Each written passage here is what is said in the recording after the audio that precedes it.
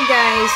Ito yung reaction ko sa ginawang reaction din ng Mayward sa mga kilig moments nila. I think pinalabas to noong Mayward Victory Party, Thanksgiving, na I think inorganize yata to ng mga Mayward fans.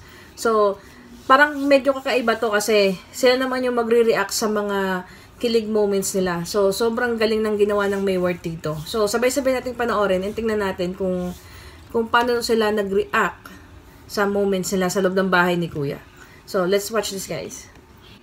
Panoorin na natin. Welcome back to the outside world, Mayward! Mayward!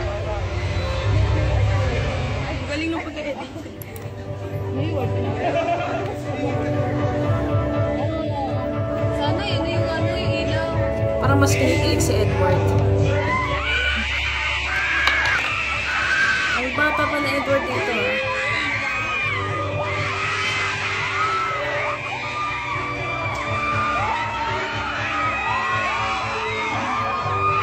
Grabe din, sobra din silang kinikilig. Kinikilabutan ako.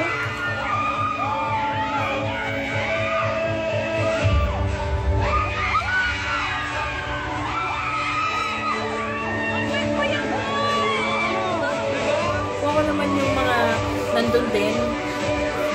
Thanksgiving party na to. Siguro kikiligin din ako na makita yung dalawa na nanonood sa mga moments nila. Parang napakaswerte nila kasi nakita nila yung moment na yun.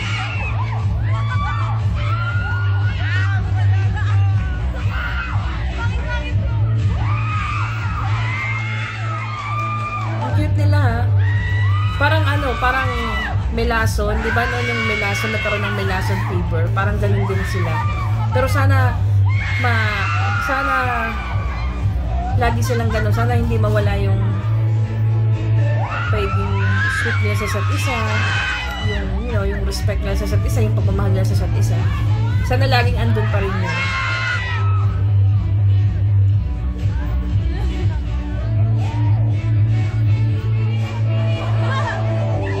Grabe itong dalawang to, grabe.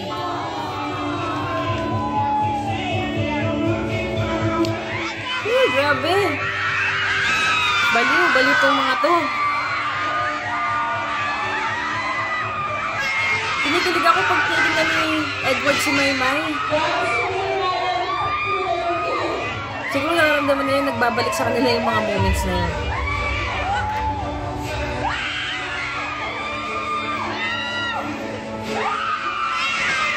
Oh my God. Kilig na kilig si Maymay, oh. Papakapit na lang sa upuan.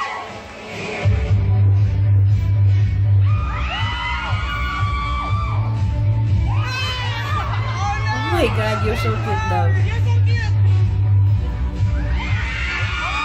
Oh my God, nagwala na yung mga fans nung niyakap ni Edward si Maymay. Hindi ko napanood yung episode na yun, grabe. Tulog yata ako nun. Nagwawala na yung mga Mayward fans. Sa mga Mayward fans, hindi ko kayo masisisi. Talaga namang nakakabaliw. Siguro kung andun din ako, baka isa ako sa mga sumigaw dun. So, yun. Kinat ko na guys kasi yung iba naman is about, yung mga nagbigay ng surprise na party sa Mayward. So, hanggang dito na lang guys. And pasensya na kayo, hindi ako nakapag-upload ng videos for the past few days kasi medyo na-busy ako. Tapos nagkaroon pa ng tornado sa area ko. And then, busy rin sa trabaho. Kaya, this is all for you guys. Sana nag-enjoy kayo. And, sa nangyayari ngayon pala, pag-pray natin yung mga nasalanta ng mga lindol. Especially dun sa town ko sa Batangas. Sana mag-pray tayo. Sana hindi dumating yung big one. Kasi nabalitaan ko, sunod-sunod yung earthquake. So, guys, please, pray for the Philippines. Pray for them. And kasi may family ako doon. Yun lang guys. Si God na lang talaga yung maasahan natin sa pagkakataon na to. So sana guys, walang mangyaring masama sa Pilipinas. So yun lang. And thank you for watching my videos. And please hit the subscribe button. Thank you. Peace out.